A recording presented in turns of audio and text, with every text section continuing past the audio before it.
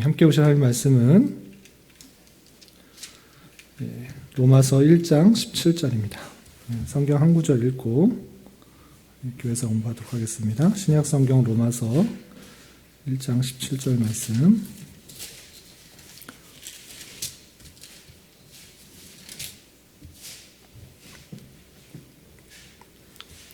신약 성경 240쪽 전후를 보시면 되겠습니다.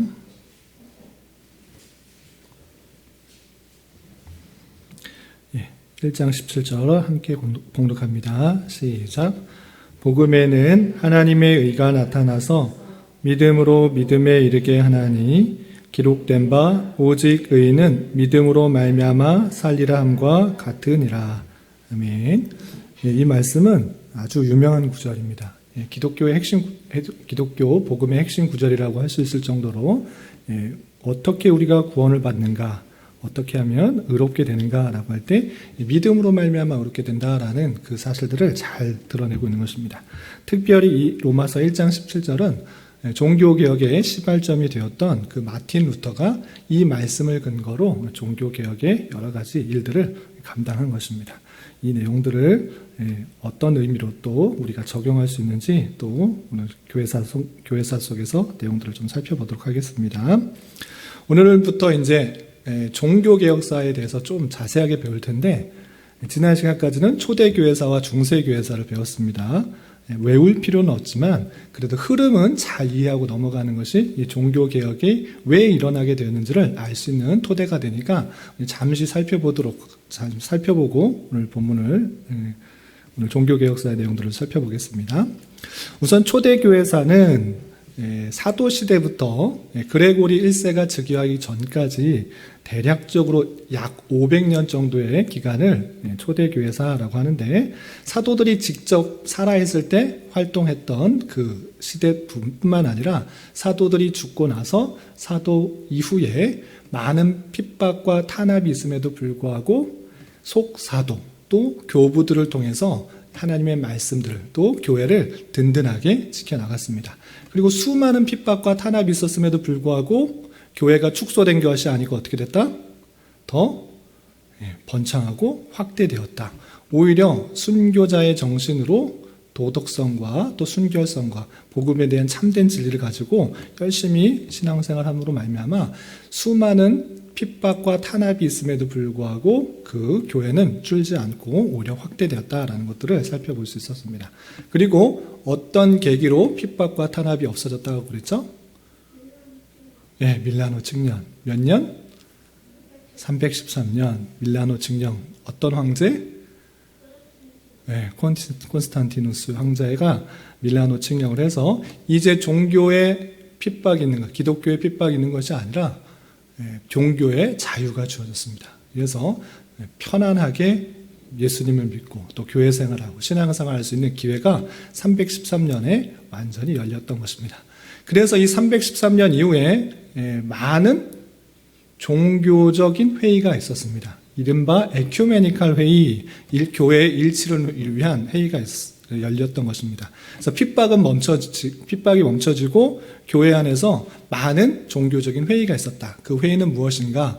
교회가 많이 흩어져 있었기 때문에 서로 다른 생각, 서로 다른 학파와 의견들이 있기 때문에 하나 되려는 그런 회의들이 많이 있었다는 것입니다. 그래서 에큐메니칼 회의들이 계속 열리면서 예수님이 누구인가, 우리가 믿는 신앙이 무엇인가, 많은 회의들을 통해서 이단들이 걸러졌다라고 했습니다. 그래서 313년부터 그레고리 1세 즉위까지는 신학이 조성되는 그런 시대였다라고 할 수가 있고, 많은 종교회의가 있었다라는 것을 알려드렸습니다. 그리고 중세로 넘어가면서 그 그레고리 1세가 등장할 때 그 로마가 어떤 시대였는가라고 할 때, 로마가 강한 것이 아니라 많은 전쟁들로 말미암아 나라가 힘이 없었습니다. 그래서 전쟁들이 있었고 많은 핍박들이 있었기 때문에, 그리고 게르만족이 이동을 하고 내려와서 많은 전쟁들이 있었기 때문에 그 로마 제국이 흔들렸던 것입니다. 그때 그레고리 1세가 어떤 일을 했습니까? 나라가 해주지 못할 그런 일들을 이 그레고리 1세가 많이 했던 것입니다. 그래서 많이 핍박받았던 사람을 도와주고 또 힘들었던 사람을 도와주고 고아원도 만들고 또 다친 사람도 세워주고 학교의 역할도 하면서 이 나라가 못 해주는 것을 교회가 할 수 있는 그런 역할들을 이 그레고리 1세가 잘 감당해 주었던 것입니다. 그래서 사람들이 나라도 물론 의지하지만 나라보다 오히려 교회를 의지하는 것이 더 좋겠다라는 그런 생각들도 많이 일어났던 것입니다. 그래서 이때 중세 교회에서는 나라보다 이제 교회의 또는 교황의 힘이 점점 커지는 그런 일들이 있었던 것입니다. 그리고 로마 교회가 또 어떻게 되는가라고 할 때는 이 처음에 그레고리 1세가 많은 사람들로부터 인정을 받는 데서 끝나는 것이 아니라 그레고리 7세가 되었을 때는 이제 로마의 왕들, 여러 왕들을 임관식하는, 대관식을 하는 황제에게 임명을 하는 그런 일들까지 일어났습니다. 서로 나라 입장에서는 교회의 힘을 빌려서 나라의 굳건히 하는 것이 필요했고, 또 교회 입장에서는 그 정치력을 힘들어서 무력 그런 권세를 힘입어서 교회를 더 든든히 할 수 있기 때문에 서로 인정을 해주는 것이 좋았기 때문에 그레고리 7세는 황제를 대관식하는 그런 임명까지 하는 그런 일들이 있었다.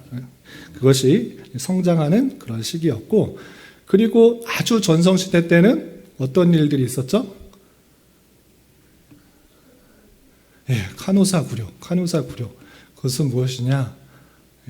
하일리 4세, 독일에 있는 왕이 교황권과 대립했는데 서로 파문을 하는 일이 있었습니다. 그런데 분위기를 보니까 이 황제 권위보다 교황의 권위가 더 센 것 같아.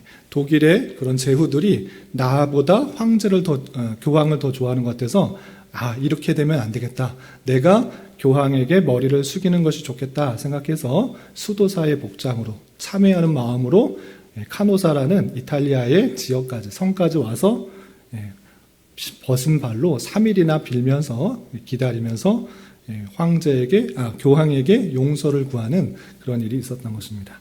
이렇게 로마의 교황의 권위가 황제보다 훨씬 더 높았던 그런 모습들이 드러났던 것입니다. 그것이 카노사의 굴욕이라는 그것인데, 물론 그 굴욕 이후에 교황을 파문시켰지만 그 역사적인 장면이 얼마나 교황의 권이 세졌는가를 보여주는 그런 모습이다라고 했습니다. 그리고 로마 교회 전성시대 때 어떤 일들이 또 있었죠? 생각나는 거 혹시 있어요? 교황권이 얼마나 세면 이런 일들까지 있었는가? 네. 뭐라고요? 뭐라고 했어요?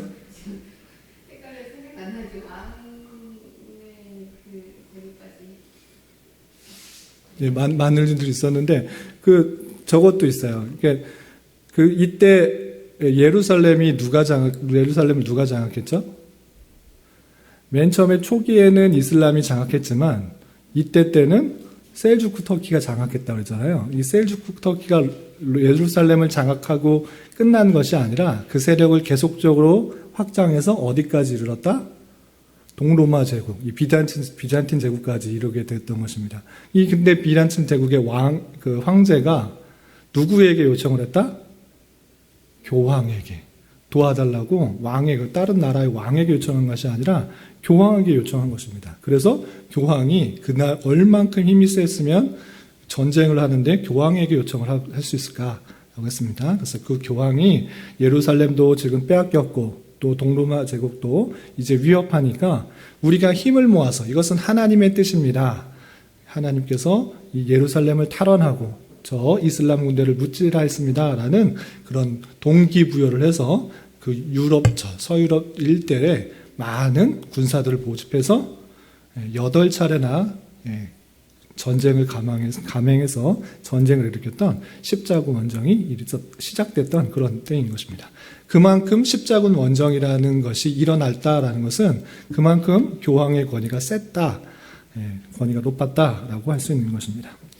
그리고 그렇게 교황의 권위가 셀 때도 있었지만 이 보니페우스 8세 때가 되면 로마의 교황의 권위가 이제 낮아지는 것을 볼 수 있습니다. 대표적인 사건 혹시 기억나는 사건 있어요? 아나니 사건과 아비뇽 유수. 아나니 사건은 뭐였어요? 네.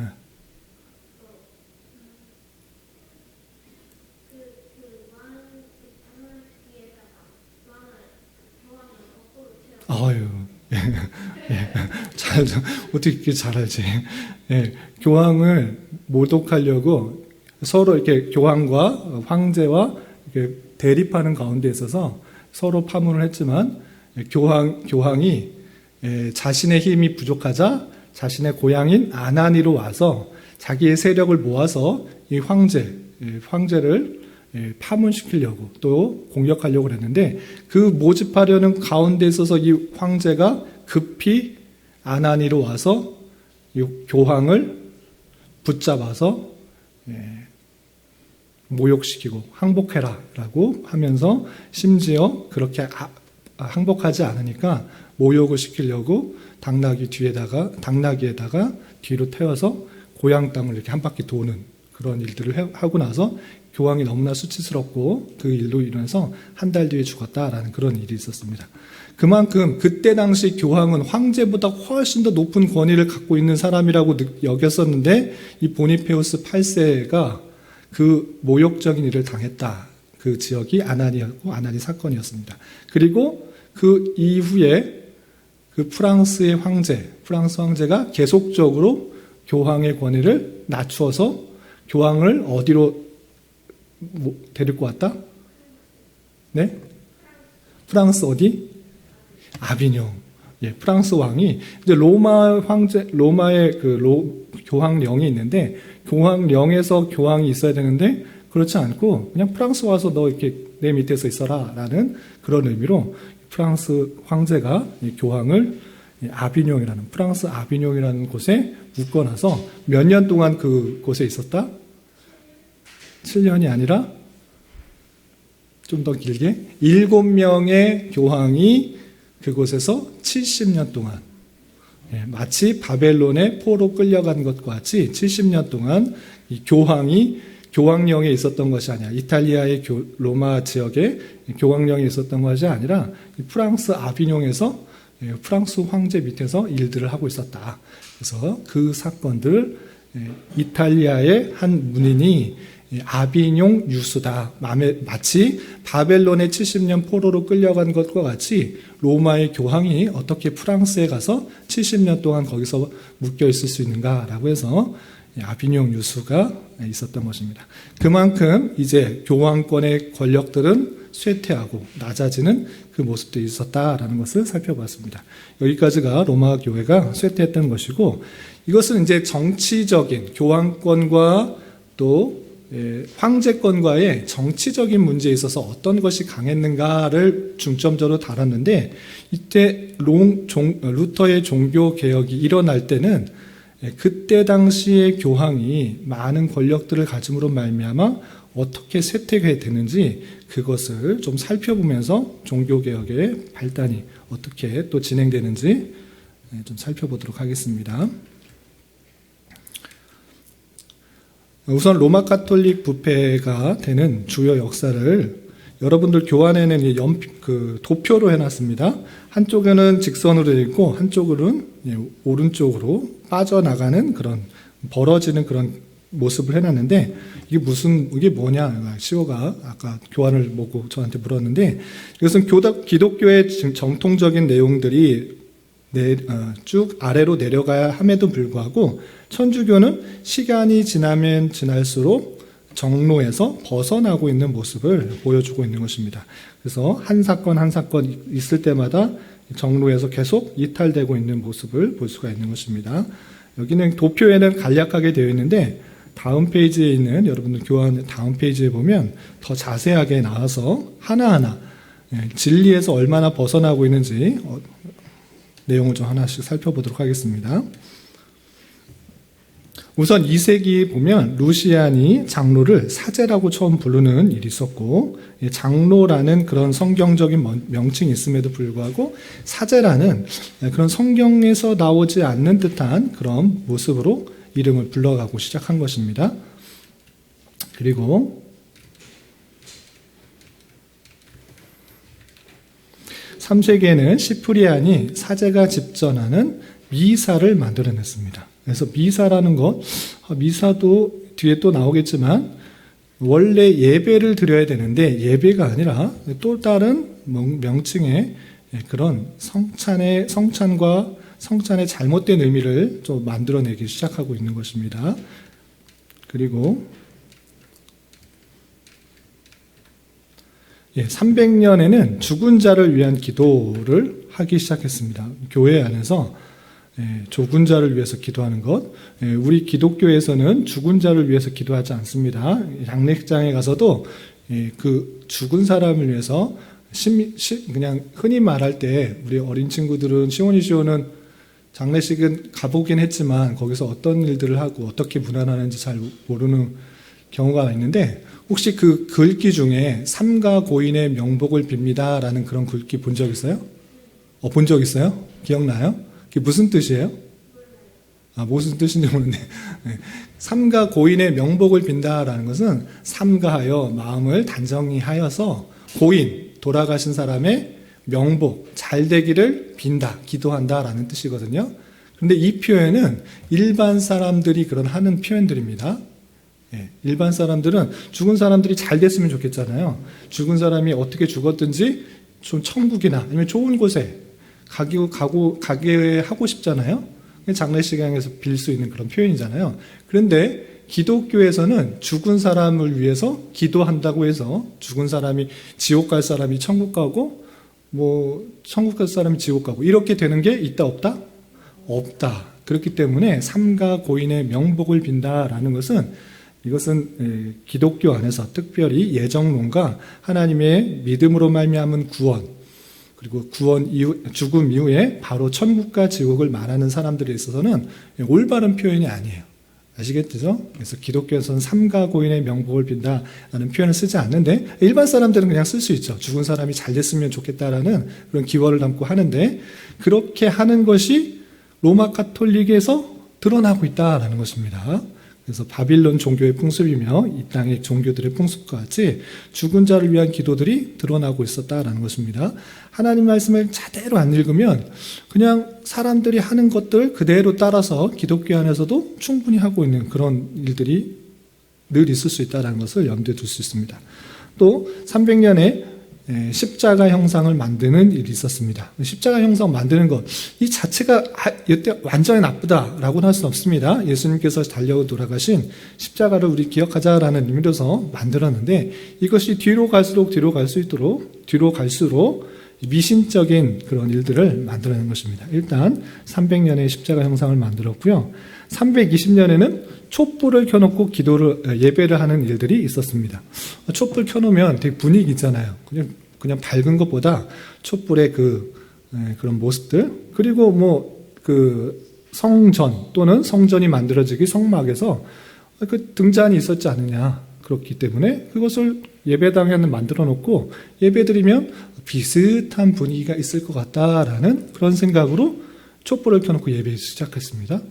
그런데 성경에서 꼭 구약에 나왔다고 해서 그대로 만들어야 되는가, 이런 아무 생각 없이 그냥 나오게 행하다 보면 참된 진리에서 조금씩 벗어난다는 것입니다. 이것이 성경에서 하라는 것만 하는 것과 성경에 하지 말라고 안 했기 때문에 해도 된다라는 그런 입장에 있어서 약간씩 차이를 만들어내면서 점점 진리에서 떠나게 되는 것입니다.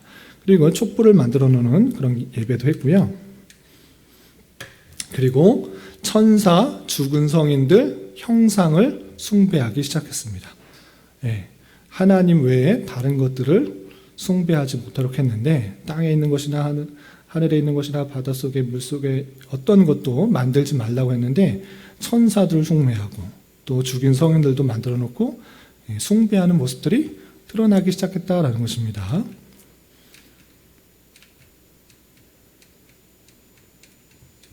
잘 안 넘어가네요. 예, 그리고 미사가 매일 드리는 예식이 되어서 어떤 하나의 형식화되는 그런 모습들이 또 드러나기 시작했다라는 것입니다. 그리고 431년에는 우리 초대교회에서 배울 때 여러 회의를 배웠죠. 에큐메니컬 회의 중에 에베소 공의회가 있었는데 혹시 기억나세요? 에베소 공의회 때 어떤 일들이 있었느냐, 어떤 논의들이 있었느냐, 예수님의 신성들을 강조하기 위해서 마리아가 하나님의 어머니냐 아니면 그리스도의 어머니냐 이걸 갖고 논쟁했다고 그랬어요. 별 차이가 없는 것 같은데 이거 갖고 논쟁을 했어요. 근데 이것이 그냥 문제가 아니라 예수님의 신성을 밝히기 위해서 그렇게 표현하던 그런 회의였다 그랬습니다. 그래서 결론은 그리스도의 어머니가 아니라 하나님의 어머니다 이런 표현으로 결정이 됐다고 그랬죠. 그것은 이 하나님의 어머니라는 것은 무엇을 의미하냐라고 했을 때 그때도 한번 말씀드렸지만 예수님의 신성을 더 표현하기 위해서 예수님의 신성이 처음부터 있다라는 것들을 강조하기 위해서 쓰였던 그런 의미인데 로마 카톨릭에서 잘못 받아들이고 잘못 쓰는 것은 무엇이라고 했냐면 마리아가 하나님의 어머니니까 마리아가 아주 뛰어나다 이것을 강조하기 시작했어요. 이해가 되시죠? 잘못 유용하는 그런 결론을 잘못 이용하는 그런 사례다라는 것입니다. 그래서 에베소 공의회 때 예수님의 신성들을 더 강조했던 그런 표현을 오히려 마리아를 더 높이 하기 시작했다는 그 계기로 삼았다는 것입니다. 그리고 500년에는 사제들이 특별한 옷을 입기 시작했습니다. 특별한 옷을 입고 자기는 더 거룩한 그런 모습이다라고 하면서 특별히 우리 그 레위기를 읽어가고 있는데 제사장들은 또 특별한 일반 사람들과 구별된 복장을 입었습니다. 또 대제사장은 더 다른 옷을 입었습니다. 마찬가지로 우리는 제사를 드리는 사람이다. 그러니 일반 사람들과 다른 옷을 입어야 된다라는 생각을 갖고 성경에서 그렇게 하라고 하는 말이 없었음에도 불구하고 그렇게 하기 시작했던 것입니다. 이런 종교적인 전통과 습관을 자기 생각대로 만들어내기 시작한 것입니다. 500년에는 이런 일들이 있었고요.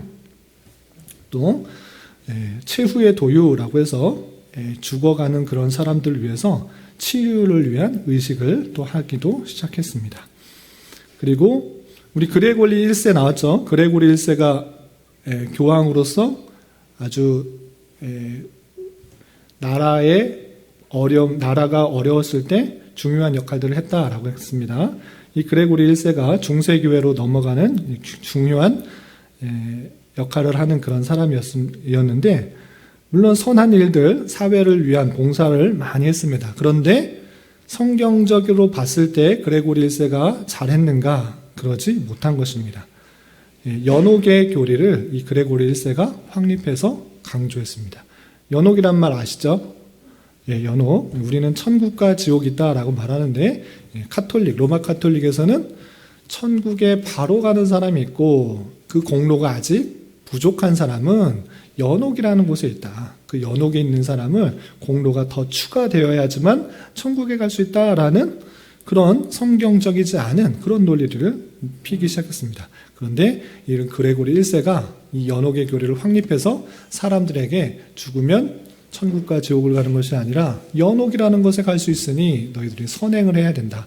또 연옥에 있는 그런 많은 사람들이 또 천국에 빨리 갈 수 있도록 죽은 사람들을 위해서 더욱더 기도해야 된다. 이렇게 강조하기 시작했던 것입니다. 성경적이지 않은 그런 로마 카톨릭 교회의 그런 부패들이 계속적으로 드러나고 있는 것입니다. 그리고 600년에는 예배 때 라틴어 사용을 했습니다. 라틴어를 사용하는 것이 아니라 라틴어만 사용했던 것입니다.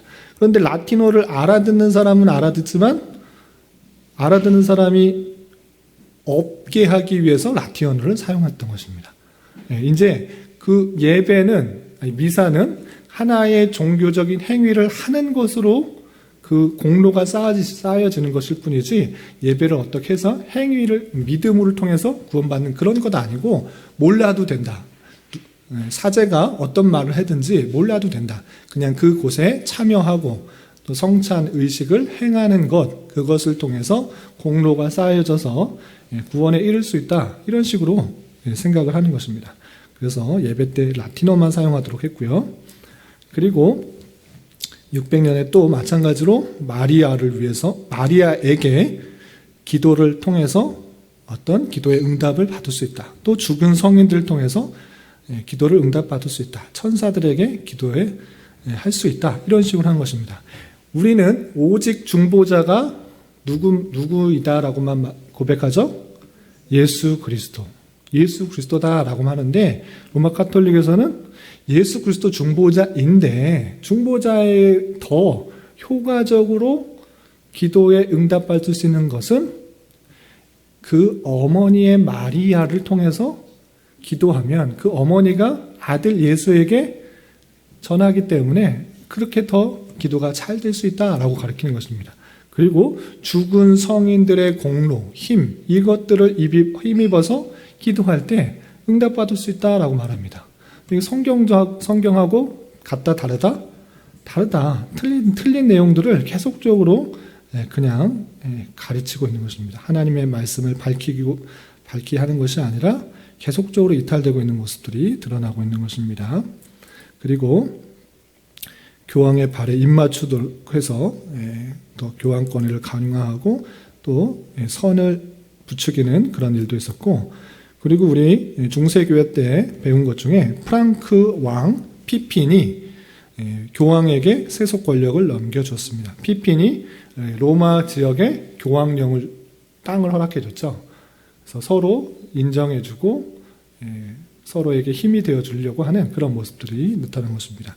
교황이 세속 권력을 가지고 있다. 되게 좋은 것 같아 보이지만 하나님께서는 그렇게 통치하지 않으신다라고 우리는 잘 기억해야 됩니다.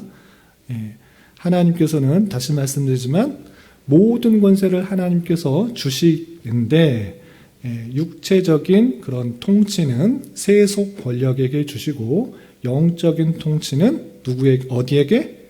교회를 통해서 주신다. 교회에 있어서도 한 사람, 교황에게 주신 것이 아니라 회. 우리는 장로회에 그 통치권을 주셔서 올바로 신앙생활을 할 수 있도록 행하게 한다라는 것입니다. 이것을 잊지 말아야 되는데, 교황의 권력들, 사람들의 인기가 많아지고 다 따르니까 이제 세속 권력을 휘두르기 시작했습니다. 이제 교황, 영적인 것들과 세속적인 것들을 같이 휘두르면서 잘못된 길로, 좋지 않은 길로 나가기 시작된 것입니다. 그리고 아예 십자가 형상, 또 십자가나 형상, 유물 숭배를 인정하는 그런 회의까지 있었습니다. 우리 니케아 2차 회의, 우리 그 종교 에큐메니칼 회의 때 배웠던 거죠. 니케아 회의 2차 회의 때 동쪽 로마 교회와 동로마 교회와 서로마 교회에서 이것을 인정해야 될 것인가 말아야 될 것인가 논쟁이 있었는데 그냥 인정하자라고 결론을 내었다라고 했습니다. 십자가, 형상, 또 유물, 이것을 숭배하는 것 인정하자라고 했던 것입니다. 이만큼 교회가 얼마나 부패하고 있는지 보여주고 있는 그런 모습들입니다. 그리고 추기경 대학 숭배가 있었고, 또 교황 요한 13세가 종에 세례를 베풀었어요. 세례를 베푸는 것은 하나님의 백성이라는 것의 의미인데, 종에게 종이 여기서 뭐예요? 벨에 세례를 베풀었어요. 뭐 이런 일도 있었던 것이에요. 참 진리에서 벗어나는 여러 가지 일들이 있는 것입니다. 또 교황 요한 15세가 죽은 사람들을 성인으로 선언했어요. 그 사람은 성인이다라고 하면서 인정하기도 하고요. 또 성금요일과 사순절에는 금식을 해야 된다라고 선포를 했습니다. 이 이야기가 물론 금식하는 거 좋은 의미로 할 수 있는데 이것은 성경에서 나오고 있는 것, 성경에 그대로 하려는 것이 아니라 자신의 생각과 자기의 판단대로 이렇게 하면 좋겠다라고 계속적으로 여러 가지 절기나 여러 가지 것들을 만들어내고 있는 것입니다. 그리고 또 어떤 일이 있었느냐, 11세기에는 미사가 점차 희생제사로 발전하고 참석이 강요되었어요. 미사라는 것은 원래 원적 의미로 일부의 예배가 끝나고 예배가 마쳐지고 이제 흩어지면서 성찬식으로 바뀌어지는 그 표현을 미사라고 표현하고 있는 것인데, 이것이 이제 미사, 이 성찬 예식이 이것은 예수님의 피와 또 살이 진짜로 된다라고 하면서 예수님께서 그때 미사 때 또 한 번 돌아가시는 것으로 얘기를 시작하세요. 그리고 이것은 제단이다라는 표현들을 하면서 미사가 점참 희생제사의 내용으로 발전하고 이곳에 꼭 참석해야만 된다라고 강요하기 시작했던 것입니다. 그래서 행위 또 성찬의 잘못된 의미를 계속적으로 강조하게 됐던 것입니다. 그리고 1079년에는 사제들의 독신 생활을 이제 법화하는 그런 것입니다. 사제들이 이제 결혼하면 안 된다는 것들을 아주 강제적으로 법률화하기 시작했고, 은둔자 베드로가 묵주를 해서 도입했습니다. 묵주라는 거 혹시 아세요? 시온이시오? 묵주 몰라요? 그러면은 카톨릭에서는 이렇게 목걸이인데 조그만 그런 구슬이 담겨있는 그런 목걸이가 있어요. 십자가가 달려있는. 그것을 이렇게 돌리는 일을 해요. 그것을 꼭 돌려야 된다 이렇게 표현을 하는데, 이것은 성경에 나와 있는 것도 아니고 이것을 또 돌려야지만 뭐 어떤 효력이 있는 것도 아닌데, 이교도의 관행을 그대로 카톨릭 안에 들어와서 행하도록 하는 그런 모습들이 드러나고 있는 것입니다. 점점 성경에서 말하고 있는 그 내용들을 강조하기보다는 이교도의 내용들, 그러면 교회에서 또 강조하고 싶은 것들, 그런 전통들을 강조해서 진리에서 계속 벗어나고 있는 그런 모습들입니다. 그리고 결정적으로 1190년에는 면죄부를 판매했어요. 면죄부라는 말 혹시 들어보셨나요? 면죄부는 이것을 사면 죄가 없어진다, 벌을 받지 않을 수 있도록 한다, 이렇게 했던 거예요. 교회당을, 예배당, 성당을 크게 지어야 되는데 돈이 부족한 거예요. 짓다가 돈이 부족하니까 처음에는 많은 그런 재산들이 있어서 쉽게 질 줄 알았는데 잘 못 지게 됐어요. 그래서 생각해 놓은 방법 중에 하나가 면죄부를 판매해서 그 수입으로 성당을 더 크게 또는 더 잘 짓도록 그렇게 했다는 것입니다. 시호 질문 있어요? 네?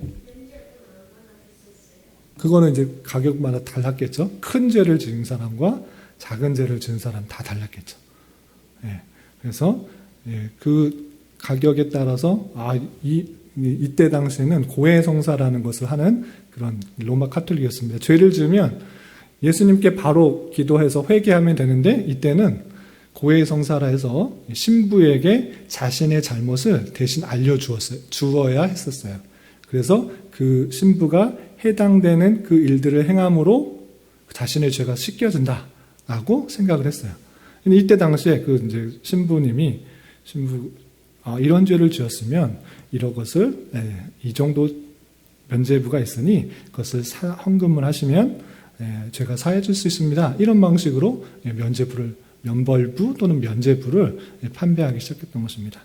그렇게 성경에서 나와 있는 방법이 아니라 계속적으로 다른 방식으로 교회의 여러 신앙생활들이 잘못되어 가고 있는 그 모습들을 볼 수가 있는 것입니다. 면죄부 판매가 1190년에 또 있었고요. 그리고 12세기에는 피터 롬바르트가 7가지 성사를 확정하셨어요. 칠성례라고 하는데, 칠성례라는 말 혹시 들어보셨나요? 칠성례, 우리는 성례가 몇 가지 있다라고 하죠? 성례는 2가지. 성경에서 나와 있는 것은 2가지다. 성찬과 세례.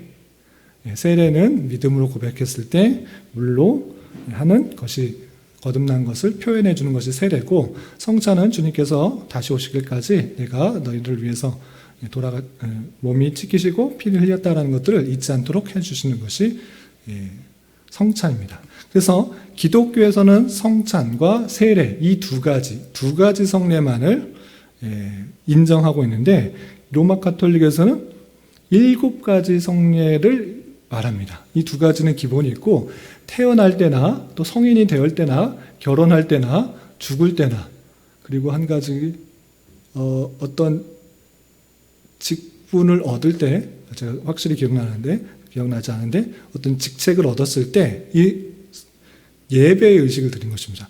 예배 드리는 거 얼마나 좋습니까? 태어날 때 감사 예배 드리고 또 결혼할 때 감사 예배 드리고 성인 될 때 감사 예배 드리고 죽기 전에 임종 예배 드리고 어떤 직분 얻었을 때 예배 드리고 하는 거 좋습니다.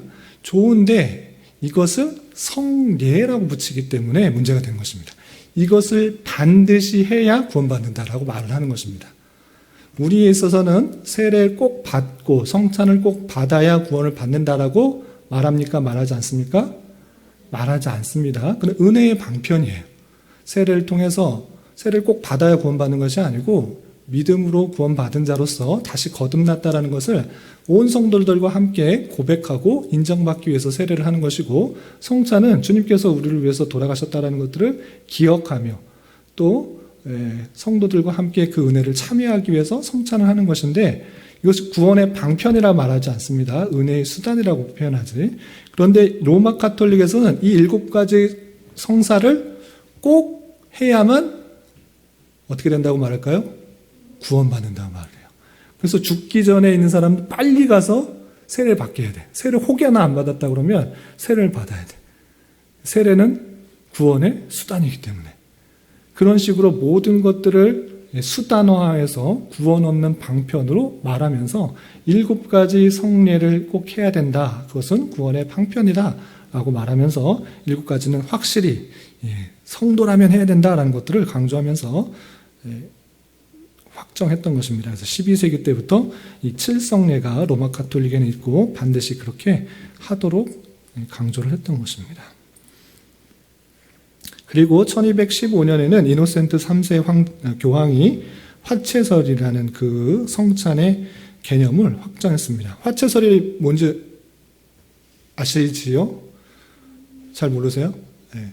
성찬을 할 때 우리 매월 첫째 주에 성찬을 하기로 했습니다. 성찬할 때 제가 이제 성찬을 위해서 기도를 하잖아요. 떡을 위해서도 기도하고 잔을 위해서 기도합니다. 마찬가지로 카톨릭에서 사제가 떡을 위해서 또 잔을 위해서 기도를 합니다. 그런데 이 카톨릭에서는 그 기도할 때 정말 이 떡이 또는 빵이 예수님의 살로 변한다고 말해요. 또 포도주가 피로 변한다. 완전히 변한다. 이렇게 말해요. 그래서 이것은 변했기 때문에 신성을 가지고 있다라고 표현하고 그것을 함부로 대하지 못하게 해요. 함부로. 그래서 그 남은 것을 기독교에서는 남은 것을 성찬식이 끝나면 그 자리에서는 좀 뭐하지만 그 치운 자리에서는 누구든지 먹어도 상관없습니다. 처리하는데 그것이 예수님 몸으로 확 바뀌고 피로 변했다는 것이 아니기 때문에 그 자리에 영적으로 임재했다는 것을 고백하는 자리이기 때문에 그것을 치울 때는 그 자리가 아니라서 다른 곳에서 자유롭게 처리할 수 있습니다. 그런데 로마 가톨릭에서는 어떻게 하느냐? 정말 살과 피로 변했기 때문에 함부로 대할 수 없어요. 예수님의 살과 피를 함부로 대할 수 없습니다. 그래서 이 끝난 빵과 포도주는 그 곳을 잘 모아두는 곳이 있어요. 함부로 누가 손대지 못하게. 그리고 실제 또 뒤에 나오겠지만 성도들이 성찬을 받다가 이 예수님의 피를 쏟은 적이 있어요. 실수할 수 있잖아요. 이렇게 가다가 또 걸려서 이렇게 떨어뜨릴 수 있잖아요. 어떻게 예수님의 피를 이렇게 쏟을 수 있는가라고 해서 이제 일반 성도들, 로마 가톨릭에서는 평신도라고 표현하는데 평신도에게 잔을 주지 않기 시작했어요. 혹시라도 흘리면 예수님이 피를 흘리는 것이니까 그렇게 안 해도 된다. 이렇게 할 필요 없다라고 흘리지 않도록 잔을 주지 않는 그 모습까지 보이는 것입니다. 그런데 성경에서 분명히 예수님께서 떡과 잔을 함께 나누도록 했는데 왜 그렇게 해야 되는가? 성경적이지도 않고 성찬에 대해서 잘못 이해하기 때문에 그런 것입니다. 그래서 화채설이라는 것은 그렇게 바뀌었다는 의미도 중요하지만 더 중요한 것은 무엇이냐면 화채설이 됨으로 말미암아 이 미사는 아까 말씀드린 것처럼 희생제사로 바뀌는 거예요. 희생제사. 바뀌었다라고 그냥 고백했다면 이건 끊는 것이 아니라 또다시 예수님께서 그 자리에서 피를 흘리시고 몸이 찢기시고 돌아가시는 희생제사가 또 있는 거예요. 그러나 성경에서는 분명히 십자가의 그 사건으로 말미암아 영단번, 한 번에 모든 제사 제도를 완성시키셨다라고 표현하고 있어요. 그렇기 때문에 다시 희생제사를 하는 것은 예수님께서 십자가에 달려 돌아가셨을 것을 무시하는 것이며 신성을 모독하는 것이기 때문에 화채설을 우리는 받아들이면 안 되고, 특별히 우리가 성찬 일식을 할 때 카톨릭에서 오신 분에 있어서는 우리 다른 교회 성도님들이 우리 교회에 오시잖아요. 그분이 세례를 받았다고 하면 참여할 수 있습니다. 그런데 카톨릭에서 오신 분은 조심스러운 거예요. 화채설로 알고 계셔서 이것을 받으면 예수님의 몸을 모독하신 거기 때문에 유익하지가 않고, 또 그것이 성경에서 하지 말라고 했기 때문에 하지 않는 것이에요. 제가 그래서 예식사를 읽을 때 성찬에 대한 다른 의식을 갖고 계신 분은 참여하지 않는 것이 좋습니다 라고 표현하고 있는데, 그건 무엇이냐면 세례는 받았는데 이것이 무엇인지 잘 모르는 경우가 있어요. 제대로 교육 못 받기 때문에 예수님께서 또 희생제사를 드리는구나, 이것은 진짜 예수님의 몸으로 바뀌었고 또는 피로 바뀌었구나, 잘못된 이해입니다. 또다시 희생제사를 드리는 것이 아닙니다. 영단번에 희생제사를 행하셨는데 이제 그 의미를 영적으로, 예수님은 신성과 인성이 있으시죠. 신성과 인성이 있을 때 로마 카톨릭과 또 좀 이따 나오는 루터교는 그것을 육적으로, 인성적으로 임했다라고 표현하는 거예요. 실제 변했다. 그리고 이 루터교도 공제설을 말하는데, 변하지는 않았지만 그 육적인 것이, 인성이 안에도 있고 위에도 있고 아래도 있고 옆에도 있다, 이렇게 애매모호하게 말하기 때문에 그것을 우리는 좀 다르게 이해하는 것입니다. 우리는 어떤 방식으로 이해하는가? 예수님의 인성은 하늘에 계시지만 신성은 어디에나 계시는 분이시기에 우리가 기도하고 믿음으로 받을 때 예수님의 신성이 이곳에 함께이시다, 그것을 영적 임재하셨다, 이렇게 표현하고 있는 것입니다. 그래서 그 이해가 다 바르게 되는데, 이노센트 3세는 그것이 물질적으로 완전히 바뀐다, 이렇게 해서 화채설, 몸으로 완전히 변화된다라고 했는데, 이것은 성경적이지 않다라는 것입니다. 이것은 또다시 미사로 만드는 것이고 희생제사로 만드는 것이기 때문에 이것은 진리에서 어긋났다라는 것입니다. 그리고 교황 호노리우스 3세가 성병 숭배를 제정하기로 했고요. 1229년에 발렌시아 공회 때 성경이 평신도에게 금지되고 금서 목록에 포함됐어요.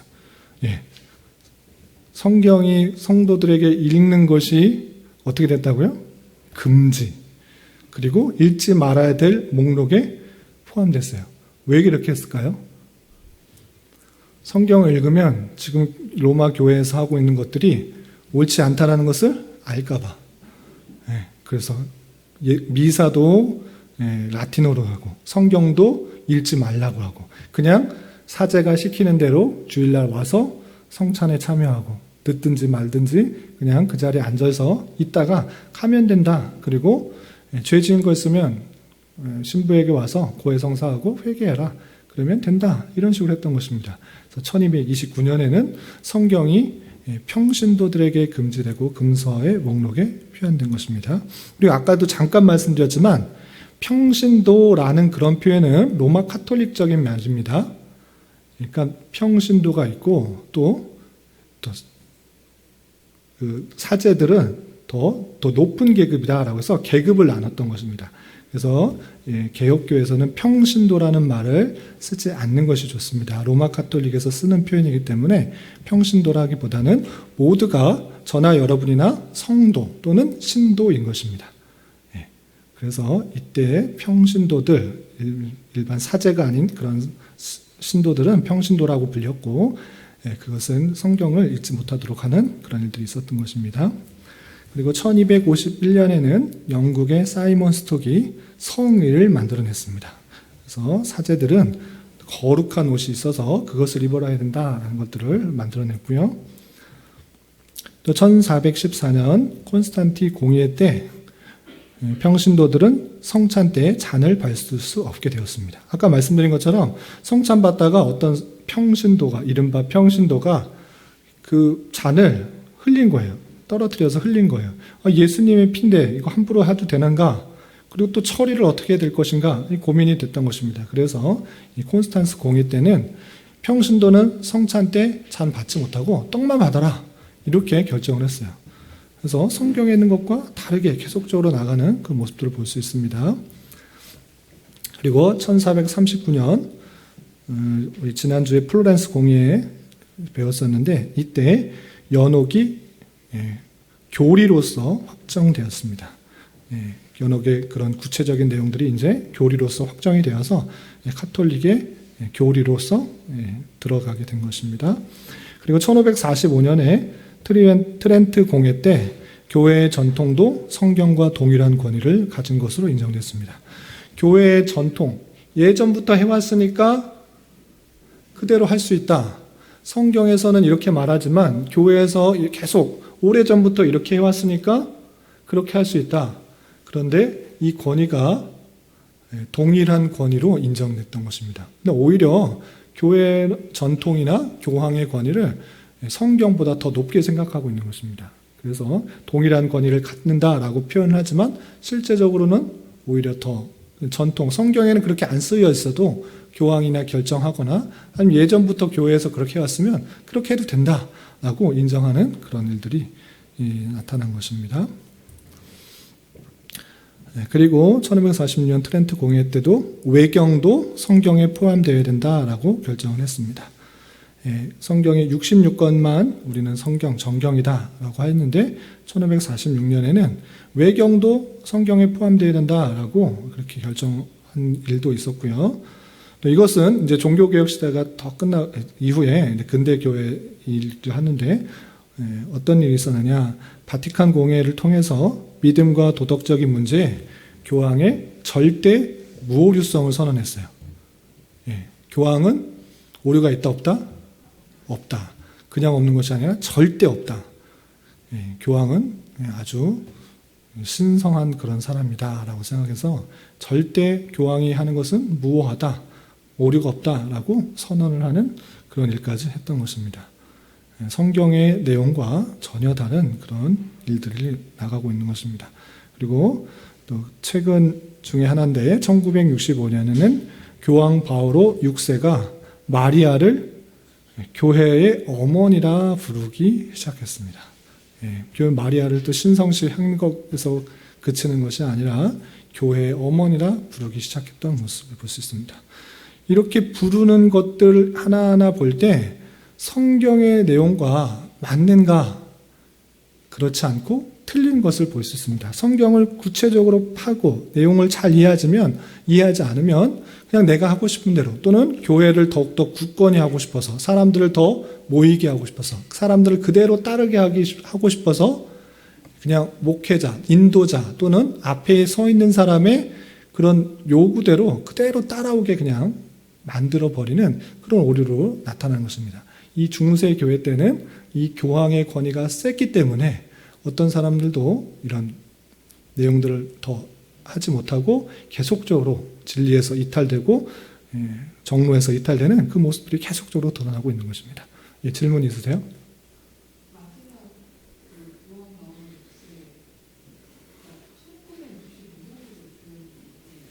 예. 1965년으로 되어 있는데요. 네. 연도가 맞냐고요? 정확하게는 맞는지는 모르겠지만 최근인 것으로 맞습니다. 예. 뒤에는 원래 중세교회까지만 얘기한 게 아니고 중세교회까지 얼마나 부패했는지 뿐만 아니라 뒤에는 최근에 들어서도 여전히 부패하고 타락한 모습들을 몇 가지 더 기록해 놓은 것입니다. 예. 그래서 최근에 있었던 1965년에 교황 바오로 6세도 이제 회개하고 진리로 돌아갔다, 마리아를 숭배하길 안 하겠다, 마리아를 위해서 기도하기 안 했다, 이렇게 앉지 않고 마리아를 여전히 숭배하고 또 교회 어머니라고 칭하고 하는 모습을 볼 수 있는 것입니다. 그리고 어떤 동영상, 제가 수년 전에 본 영상, 10년 전 더 된 것 같은데, 우리는 주여 3장 이렇게 하잖아요? 그런데 지금도 그런지 모르겠는데, 그게 다 그런 건지 모르겠는데, 어떤 동영상을 하는데, 마리아를 어머니 이렇게 부르면서 기도하는 그 모습도 전체 모습인지 저는 모르겠는데, 그런 모습도 보게 됐어요. 그래서 참 안타깝다라는 생각이 듭니다. 그런데 시간이 이제 다 끝나서 이제 뭐 뒤에 거는 할 수가 없는데, 로마 가톨릭이 부패하고 타락하게 된 그 원인들로는 잘 생각해야 됩니다. 하나님의 말씀을 너무나도 자유롭게 주어지고 너무나 자유롭게 읽을 수 있는 그런 형편이었음에도 불구하고 로마 교회가, 특별히 교황과 그 지도부에 있는 사람들이 읽지 못하고 그냥 내 모습대로 따라하라, 내가 시키는 대로만 따르면 된다 라고 하고 읽지 못하게 했던 그 모습들이 자신도 부패하고 또 교회가 부패하고 타락하는 그 길로 나아가게 했던 그 모습들을 잘 살펴봐야 돼요.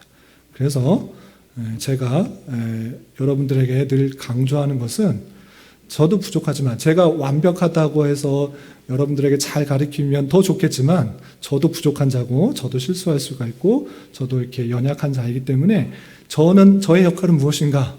여러분들이 성경 말씀 더 잘 읽고 또 하나님 더 붙들고 하나님께 나아가게 하는 도움을 주는 역할이다.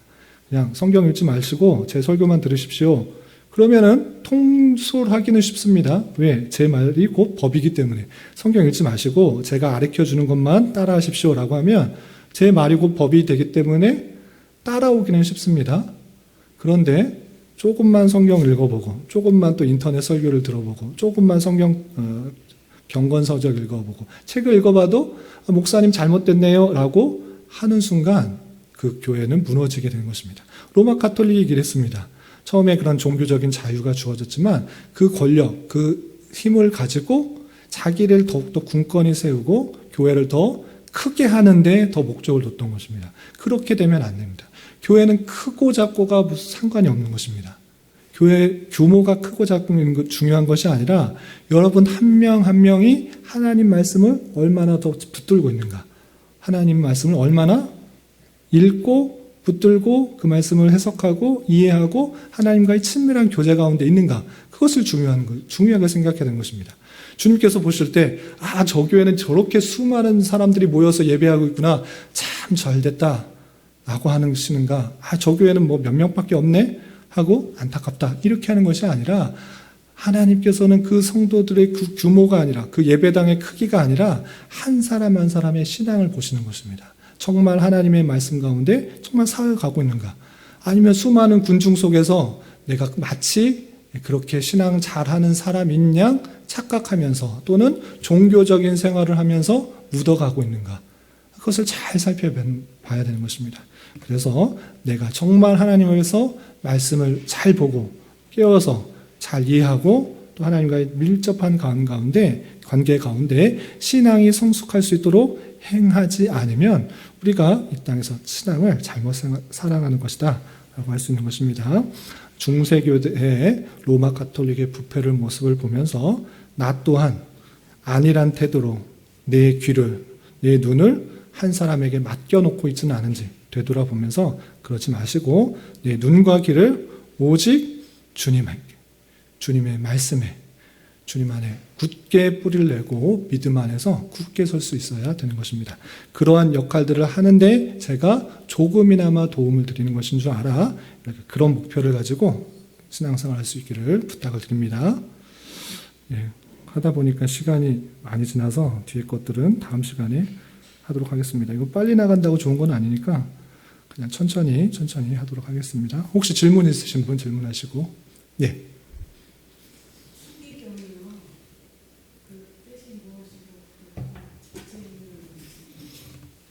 추기경은 교황 밑에 있는 하나의 직책으로서, 한자는 모르겠는데 교황 바로 밑에 있는 계급이라고 생각하시면 됩니다. 추기경, 교황, 추기경, 사제, 신부, 그 다음에 뭐 그냥 일반 평신도, 이런 식으로 계급이 완전히 나뉘어져 있습니다. 그래서 추기경도 그 교황이 각 나라에 세우거나 아니면 안 세우거나 어떤 역할들을, 중요한 역할들을 하는 사람으로서의 역할을 주는 것입니다. 그래서 로마 가톨릭은 완전히 피라미드적 계급 구조입니다. 그 계급 위의 사람들을 함부로 할 수가 없고 그냥 명령을 수행하는 역할들만 합니다. 그런데 개혁교회는 그런 것이 없습니다. 목사 위에 목사가 없고 목사 밑에 목사가 없고 동일한 그런 성도입니다. 이른바 평신도와 일반 고위 그런 사제들을 나누지 않습니다. 모두가 여러분과 저가 동일한 성도입니다. 제가 여러분들보다 높은 것 하나도 없습니다. 똑같은 성도고 하나님 앞에 하는 역할들만 다른 것입니다. 섬기는 역할. 저는 말씀을 전하는 일로 섬기는 것이고 여러분들은 또 권사 또는 집사, 장로로서 다스리거나 봉사하는 일로서 교회를 섬기는 것입니다. 제가 높지 않고 여러분들보다 여러분들을 섬기는 자로서 있는 것입니다. 또 교회 성령 예수님도 그러셨잖아요.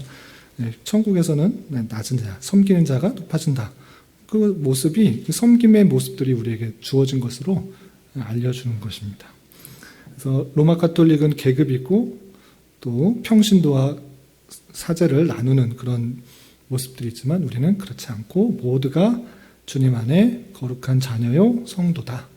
이렇게 이해하시면 되겠습니다. 그리고 추기경도 어느 정도 공로나 연륜이 쌓이면 교황이 각 나라에서 한두 명 또는 없이 이렇게 세우는 직분이다. 이렇게 이해하시면 되겠습니다. 혹시 다른 거 있으신가요?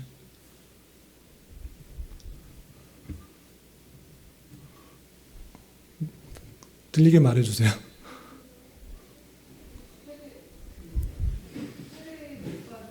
네? 네. 아, 그거요? 갑자기 그게 궁금했을까? 갑자기. 얘기하다가. 카톨릭에서는 천국에 갈 수가 없고, 간다고 한다면 연옥에 가 있는 그 뱃속의 아이, 태아가 천국에 가기 위해서 어머니가 열심히 또 수행이나 기도나 뭐 이렇게 해야겠죠. 그런데 우리는 어떤 사람도 천국에 갔다, 지옥에 갔다라고 분별할 수는 없습니다. 그럼에도 불구하고 우리는 무엇을 믿느냐? 하나님의 주권과 하나님의 예정을 믿는 사람이에요. 그래서 하나님께서 택하신 백성이라면 그가 뱃속에 있거나 또는 귀를 듣지 못하거나 어떻게 할지라도 하나님의 방법대로 천국에 이끌어 갔을 것이다 라는 그런 믿음이 있어요. 그리고 특별히 그 아이가 그 어머니, 뱃속에 그 아이를 가진 어머니가 신앙을 갖고 있다고 하면 하나님께서 신앙인의 부모의 밑에서 그 자녀에도 신앙을 갖게 해주실 것이라는 그런 기대가 있는 거예요. 꼭 그런 것은 아닐 수 있지만 그런 기대가 있는 것입니다. 일반적으로 전혀 믿지 않는 사람에게서 그 신앙에 나올 수도 있지만 그러기보다는 일반적으로 하나님께서 그의 자녀, 믿음의 자녀를 믿음의 부모에 통해서 주실 것이다라는 기대를 가지고 그래서 뱃속에 있을 때도 죽었을지라도 그가 예수님에 대해서 고백도 못하고 들어보지도 못했을지라도 하나님이 택하신 백성이라면 하나님께서 데려가셨을 것이다 라는 그런 믿음으로 우리는 그를 그렇게 천국 환송 예배를 드릴 수가 있고 그렇게 하는 것입니다.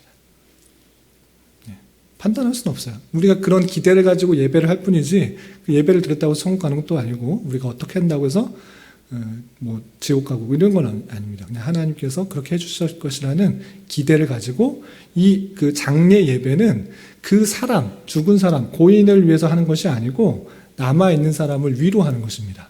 그리고 그 죽음을 통해서 우리가 무엇을 생각해야 되는지 함께 모인 사람들이 함께 알 수 있도록 하는 그런 자리인 것입니다. 우리가 예배를 드렸기 때문에 지옥 갈렸던 사람들이 변해가지고 천국 간다 이거 아닙니다. 장례 예배를 하는 목적이 그거 아닙니다. 남아있는 사람들이 하나님의 말씀으로 위로를 받으라고 격려를 받고 더 힘을 갖고 또 우리가 이 세상에 영원히 살 것처럼 살아가고 있지만 언젠가 가는 생이구나라는 것들을 함께 생각할 수 있는 자리가 예배인 것입니다. 그래서 장례 예배 여러 절차들이 있지만 그런 것을 통해서 우리의 이 땅에서의 삶이 끝이 아니라 천국이 있다는 것들을 생각하고 고백하고 나아가는 그런 자리가 되는 것입니다. 좀 이해가 되셨어요? 예, 감사합니다. 시간이 많이 지나서 여기까지 하시고 다음에 이어서 한 장밖에 못했네요. 종교개혁의 배경과 발단 이어서 하도록 하겠습니다. 기도하겠습니다. 하나님 아버지 감사합니다. 오늘 성경 공부를 통하여서 종교개혁이 어떻게 일어나게 되는지 그 배경에 있어서 중세교회 때 로마 교회가 어떻게 부패하고 타락하는지 모습을 잠깐 살펴보았습니다. 하나님 말씀을 더욱더 붙들고 또 살아가려고 하는 노력 없이는 인간의 부패성과 연약함 때문에 내 생각과 판단대로 내가 좋은 대로 하나님을 섬기고 또 교회를 세워나가는 모습들이 있음을 보게 되었습니다.